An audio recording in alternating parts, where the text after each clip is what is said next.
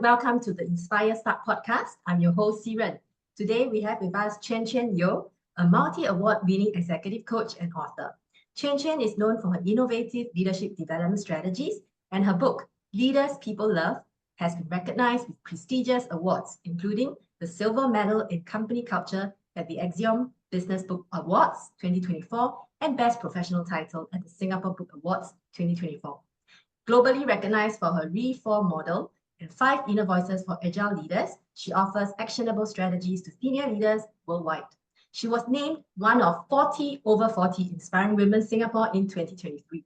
Chuen Chuen, thank you for joining us today. Hey, thank you, Siren. Thanks for inviting me to your show. Really happy to be here. My pleasure. Okay, for a start, your journey from an educator to an internationally recognized leadership coach is remarkable. Can you share with us what inspired this transition and how your diverse background influences your approach to leadership coaching? So it started when I can only say that I fell into this profession by chance. Like many people who graduate from school, I think the first thing on our minds at that time, at least like say our generation, is we study very hard, we get a good certificate or something, and then we join the workforce. Then we want to conquer the world, right? We want to climb the career ladder and things like that. Things didn't pan out so smoothly for me. It was a time where I had a lot of problems with my relationships, a lot of problems with advancing myself in my career.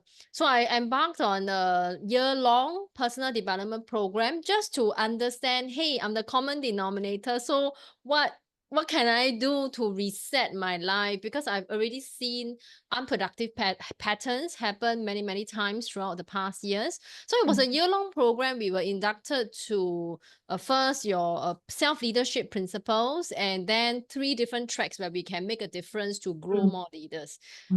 Coaching came out for me, even though at that time I knew nothing about coaching. It was just this notion of helping others discover their best self. I said, wow, what does it mean? Do I have a best self? What would it be like if I were to discover it one day?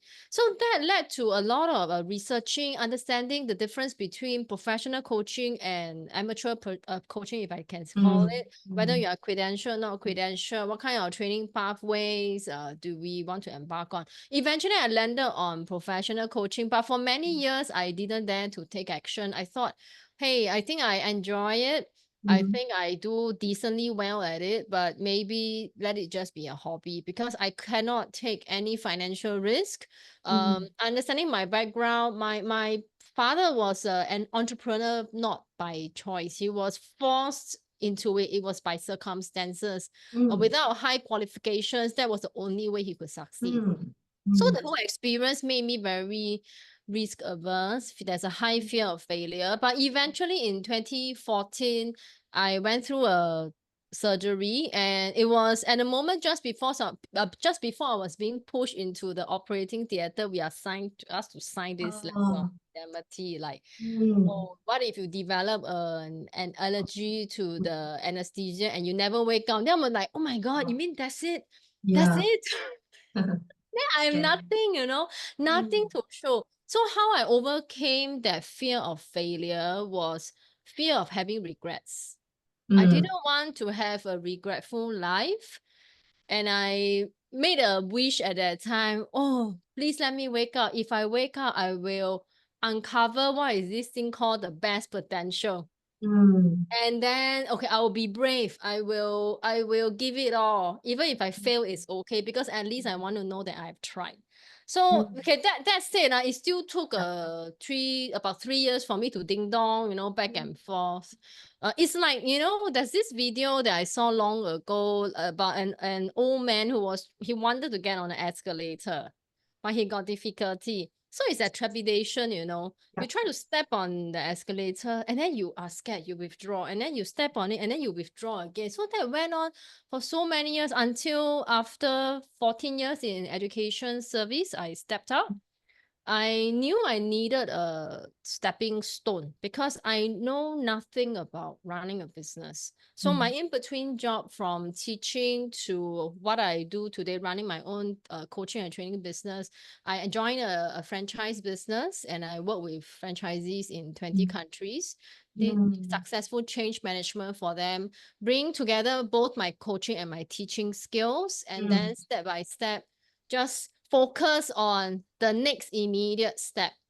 I think the biggest fear is when you start coming out, right? And I let go of that safety net. Yeah. And we look at the goal and it's so scary because it's so big. It's Yes. humongous, right? And then we get overwhelmed by the sheer distance between where you are today and I what get you hope to get. exactly. But I think maybe with my friends who are also coaches, we just encourage each other. Look at the next 2 steps, 3 steps, 2 steps, 3 steps, Yes. and that's it. And then you somehow, when you finally kind of like walk a path out, right? And then you turn back and then you get shocked by yourself that, Much you you mean have that achieved. I Yeah. managed to Exactly. walk so much. Holy, Like like, you taking know one that kind step of at a feeling. time. Take Yeah, one step it's at like one step at a time, one step at a time. So I think it's a journey not without challenges. a time. Definitely. A lot of dark times, but I'm happy that things are in a better place today. I mean, your journey, I can resonate, relate to. Mm, I mean, I also transition out of HR career, corporate career, to doing my own consulting business as well. yeah. Okay, so your journey is really very inspiring, and really it reminds us, do not let the fear of failure to hold us back from our potential. Yeah, yeah. I think I counter one fear with another fear. My friends ask me how you become more courageous. I say, no, I didn't become more courageous. I, in fact, continue to be fearful. I just learned to be afraid of another thing. Okay, that's your strategy. All right. You mentioned that change is not frightening, but outdated leadership is. What are some key attributes of an agile leader, and how can leaders develop these qualities to stay relevant and effective? Yeah. So in my niche, when I tell people about my niche agile leadership, everybody will ask me, hey, so what does it mean? There are many definitions out there, but to me, it's very simple. Just measure yourself based on 2 qualities. Are you today a relevant leader? And are you effective? Right. So just measure these two. So why are managers who are outdated the most dangerous, right? I think, okay, when I run a survey back when I was writing the book, over 72% of people say that managers who are effective help them be happier at work. I mean, globally, Definitely. mental health, burnout, all these things are of concern, right? So when leaders make or break workplaces, I think it is that emotional quality people have with their work day in, day out, right? Yes. On Mondays, when they wake up, do they feel depressed, Monday blues? Or and then when they step into the workplace, is there like this dark cloud hanging over their heads? And then they are so not looking Yeah. forward to it. Or do you want workplaces to be vibrant, full of hope? Because all these have an implication on our families, on our societies, and we will see the effect Yeah. continuously in our young people as well. That's right. On our Right. So mental I think health. managers not only make or break work experiences, managers, because they are leaders at home as well, Yes. they can change the entire ecosystem in unforeseeable ways. So it's so important for managers to not get stuck lah, not get stuck. Oftentimes the outdatedness, it doesn't set in like tomorrow, it doesn't set in like suddenly, right? It creeps in. And how leaders can see is that, hey, if I measure my relevance and effectiveness, so maybe some of the questions could be, hey, how come this strategy now doesn't work on this group of people? Hey, what's going on? And having that curious mindset alone can help them detect any gaps, close it quickly before the gap becomes too wide and is so hard to close. Yeah, I mean, leaders have a direct impact on the mental health of their employees, and really they impact the lives of Yeah. others. Yeah, Yeah. they do. I mean, coming from an educational perspective, last time and my colleagues and I, we were joke in the pantry. We are saying, oh yeah, we are nurturing the future. of the nation, you know. And now if I Yes. move myself to another part of this chain, I am still doing that. And it's through leaders who are adults, who are parents, who Yes. are leaders of their own families. Yeah, that's right. Thank you. In your book, Eight Paradoxes of Leadership Agility, you discuss the Re4 model. Could you explain what this model entails and how leaders can apply it to navigate the complexities of today's workplace? Yeah. So Re4 coaching model basically in a nutshell means to redo something 4 times.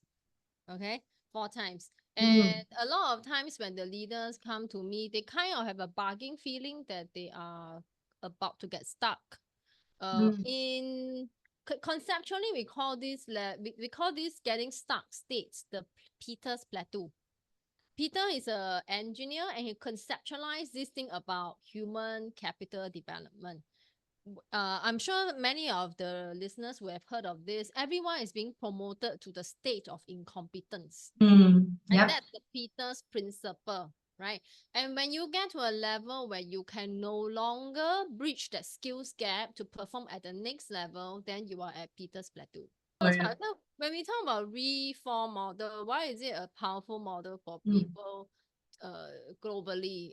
Because the 4 steps are repeatable everywhere in every situation. All of us will face this stage where we would one day get stuck or mhm, appear like we're going to get stuck. So yeah, how anyone can start the Re4 model? First step is to reconstruct the map. mhm, So first thing is when what we know about the world isn't the whole truth. yes. It's only part of the truth, Yeah, right? And your truth, while different from other persons, are equally true. So that's exactly. like a paradox thing, Yeah. right? It's like, It's your truth yeah, it's based on your what you truth. see, yeah, your Correct. filters, your Correct. perspectives. Correct. So even if you don't see other people's truths, it doesn't mean that they are wrong. Yeah. Right. I think that is like the Mm, one of the biggest thing that will be like people will realize, you mean my disagreements, all these are actually quite unfounded. I say, yeah. So reconstruct the map has to do with doing a courageous reality check, and you bring all these various perspectives together, recognizing that there are multiple versions of truth, and mm, then what is that bigger truth right now, mm, right? mm, And once you reconstruct the map, you will go to step 2, refresh the lens to look at what your current biases, prejudices, mm. overgeneralized rules. That's right. Like for example, when people talk about, okay, let's say I work with Gen X leaders who work with Gen Z, then they'll roll their eyes like, so irritated like that, because it's the bias, it's the stereotypes that Mm, don't help them, yep. right? But Mm, if we let go of it and look at other people with new lens, therefore refresh the lens, we mm, will find that there are a lot more possibilities we can create with other people. exactly. Then next step is to renew the identity. This one is to also see ourselves like what is our self-concept? Mm, What role do we need to play? For managers in the workplace, very often from the olden days, we expect the leaders to play the role of the sage. mm-hmm. That means I tell you do. Yeah, you know all the answers. I'm the holder of all wisdom and truth, and then all of Yes. you are like hands and legs, you know. And in the agile environment, it just doesn't work. It makes us so stressed out, and then we Mm, wonder if we are capable, like are we worthy to be the leader or not? mm, So renewing the identity, and increasingly, it is about playing the role of the facilitator. yes. Like you hire all the smart people, you draw all the best in them, you don't be the smartest cookie in the room, right? So that's Exactly. Yeah. renew the identity, share the limelight, in a Yeah. nutshell. I think that's a So very you brought important. up a very good point, the word share. So in my shared Mm. leadership as well, yeah, the programs that I train on, shared leadership, Ah, share the leadership, yeah, so that everybody yes, steps up. yes. It's like you don't have to bear the cross yourself. You know, whatever religion it is. I'm not coming from a religious place or anything, but you can share the burden. You don't have to take it all on your shoulders. You know. Mm, And then yeah. finally, moving on to the last one to rebuild the capabilities. So this Mm, is where I think there is a big difference between how I unpack this versus how many organizations look at raising capability in leaders, which is they jump straight to, oh, you must have this skill, you must have that skill. mm, But what is the permanent mindset change you need them to have first? Because I can equip you with lots of skills, but if you don't have the right mindset, you cannot unlock it. I love this point. You'll be in your Yes. storage, forever. Yes. Well, I really love this point. Yeah, because in my leadership workshop as well, I say I can give you all the skills, but Yeah. what's the mindset that you need to change? So I always go into Exactly. the mindset first. Exactly. I have my driving license for 20 over years. It's in cold storage. Yeah. I haven't driven for a long time as well. Because my mindset is I'm a terrible driver. So I want to be a responsible road user. So I never ever drive, and I never even want to have a car, so so okay, I have this mindset block right now. Yes. Well, we're quite similar. I haven't driven for a long time also, coming to 10 years. Yeah. Okay. So I really relate to you. Mindset is so important, right? Because your mindset really governs everything. Yeah, Everything starts off from the mindset. correct. That's so Great. true. I love your model. Thank you for sharing. Let's talk about your new book. In your new book, Leaders People Love, what are the core principles or insights you present for creating a leadership style that resonates with people and builds strong, positive relationships? So I'm glad you talk about relationships, there's a book called The Good Life. The Good Life. Oh yeah, I have it here. Let me show it to everybody. I think this one, The Good Life. So in this book, what it talks about is the leader's responsibility is to role model what it's like to have good relationships with people. Right? All the challenges we have, be it at work or on the personal side. If your relationship with someone isn't strong, it's very difficult for any change to happen, or for you to give a critical feedback. It's like the precursor to anything difficult or that's hard to hear, right? Exactly. So relationship with managers, between manager and employees is super important. And then let me rephrase that, because managers are employees as well, right? Relationship between teams and managers is super important. In the survey that I conducted as I was writing my book, I asked respondents, what are the manager competencies? What do they want from their managers? And 4 out of 5 had to do with how they feel. Like, trust me to do my best, empower me, care about me as a person, recognize my contribution. You see? So all these are very emotional driven. I think in a nutshell, if we still go back to the simple definition of you want to be a relevant and effective leader, then you have to recognize that the person holding your report card, the person grading you in the report card, are your stakeholders. The stakeholders doesn't mean upstairs boss, Yeah. right? The boss. It's the people whom you lead. The biggest nightmare for leaders is you call yourself a leader and then you turn around, there's nobody behind Yeah, you. exactly. That would be horrendous. Nobody wants to, nobody wants you, yeah. So can you be a leader people love to work with and work for? Right? Ask people, how do you want me to lead you? I want to support you. What does support look like? There are a few trend data that we can draw on to make some clever guesses, like developing people, because personal growth ranks very, very high in terms of what people want. Like, for example, when Gen Z's job hop, is because they need new learning experiences. Right? They want to be challenged. Don't put them in that tiny box, Yes. It doesn't work. So that's one. Can you have a good trusting relationship with them? Can you be honest? Can you tell them that they are not doing so well, for instance? Give them feedback. Yes, Yeah, and they tell like them feedback. how to improve. I think how to Yes. improve is such a big thing. Tell them when they are doing well. Exactly. Plan the careers. We are looking at people having 15 to 20 careers in a lifetime now. Yes. Yeah. So Yeah. how can you do your part to increase the employability in the future? Yeah. So I would think about things from this angle, to think about how are you as a leader growing more leaders? How are you growing more satisfied, fulfilled people? Right? And Developing people. connecting is the fundamental. We can't do anything without that relationship. Exactly. It's really the Always be inspiring. foundation. Yeah, I mean, I think Mm, minimally be inspiring, right? Like how you demonstrate relationship with yourself. exactly. Yeah. And really, I feel that leadership is really about caring Mm-hmm. for your people. Everything goes down to caring for people, the empathy, Yeah. understanding your team members, feeling for them, know what ticks, what motivates them. Yes, exactly. So it's a stakeholder-centered approach. Exactly. Now, you have worked with leaders across more than 30 countries. What have you observed about the different leadership challenges and styles across cultures? And how can leaders adapt to be more effective in a global context? Mm. The one I learned working with leaders from nearly 40 countries over the last 12 years is we are actually very similar. Yeah, more similar than we think. More similar than we think. There's this phrase, what's most personal is also most universal.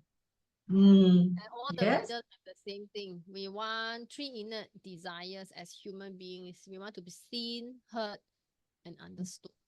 Mm, Right? So as they relate with people across different cultures, as they work with different kinds of jobs in their mm, lifetimes, is always centering around these three fundamental needs.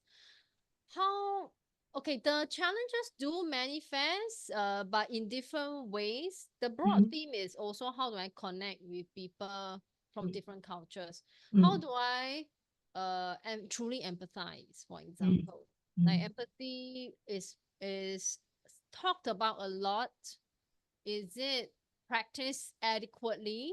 I don't think so. Yeah. No. Like bosses will say, yeah, I'm very empathetic, and then the next thing is they say tells you they are not empathetic at all. Yeah. Right? So That's it's our actions and words don't align. exactly, and that actually breaks trust, because what Mm, you say, your words and your behaviors are not congruent. Therefore, people cannot trust, and when there's no trust, you got nothing, right? So mm, I think undoing some of these very result driven mindset, very mm. result driven, like in the interest of time, I'm just going to tell you how to Yes. do this. But Mm, when you tell people how to do this, you are reducing them to arms and legs, yes. right? Mm, You are mm, ignoring the need to be supported, guided, developed yes. to learn something. Mm, And when they have challenges or something, you are not helping them think about things from a higher level, mm, maybe dismissing or whatever it is.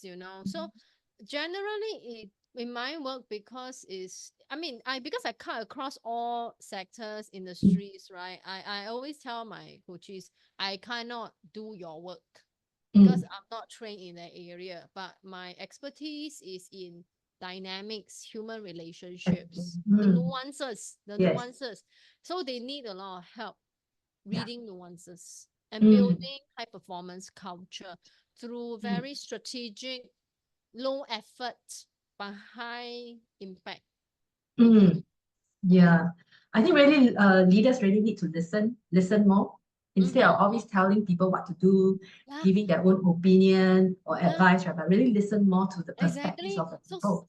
stepping down from the idea of being a sage, right? Yes. I Yes. am like sometimes Siren, why did I call you Siren? And sometimes Siren, I really feel so like perturbed, You mean we have to teach people how to listen? Yeah. When did we lose this ability? I have no idea. Is it the Mm. education system that's making us talkers? I mean, I, forgot. I think it's a very interesting question that you asked. I think it's because of the pressures. The Yeah, pressure, how fast paced, right? And the yeah. pressures to deliver. You have no time to listen. I guess that's the reason. That's one thing. That's one thing. And one of the things I write about in my book as well. And my reminder to leaders is we always do choose the fastest way in the Mm, interest of time. exactly. But the implication in the long term is Mm, always poor.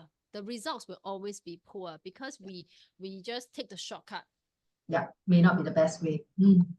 I think it's quite certain. It definitely won't be. It's a good Uh, point. Yeah. Okay. yeah, and then so I think that will manifest into different areas, right? Like a Mm, huge skills gap within organizations. mm, Your successor, your second liners mm, not ready. Succession plan breaks down because your next 2 or 3 people quit on you. Yeah.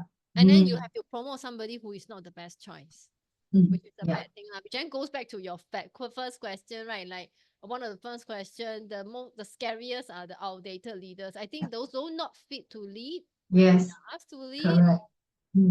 There's a lot of implications, right, of poor leadership. There is. Yes.